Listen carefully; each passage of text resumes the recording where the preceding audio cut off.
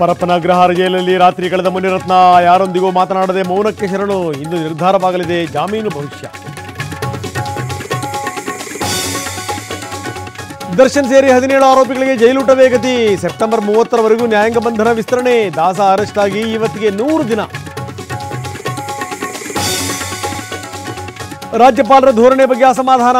ಸಂಪುಟ ಸಭೆಯಲ್ಲಿ ಸಚಿವರ ಆಕ್ರೋಶ. ಅನಗತ್ಯವಾಗಿ ಪತ್ರ ಬರೆದು ವಿವರಣೆ ಕೇಳ್ತಿದ್ದಾರೆ ಅಂತ ಕಿಡಿ. ಜಮ್ಮು ಕಾಶ್ಮೀರ ವಿಧಾನಸಭಾ ಚುನಾವಣೆ ಬೆಳಗಿನಿಂದೇ ಉತ್ಸಾಹದಲ್ಲಿ ಹಕ್ಕು ಚಲಾವಣೆ. ಆರ್ಟಿಕಲ್ 370 ರದ್ದು ಬಳಿಕ ಮೊದಲ ಎಲೆಕ್ಷನ್. ಆತಿಶಿಗೆ ಒಲಿದ ದೆಹಲಿ ಸಿಎಂ ಪಟ್ಟ. ಸರ್ಕಾರ ರಚನೆಗಾಗಿ ಹಕ್ಕು ಮಂಡನೆ. ಮುಂದಿನ ವಾರ ಪ್ರಮಾಣ ವಚನಕ್ಕೆ ಮುಹೂರ್ತ.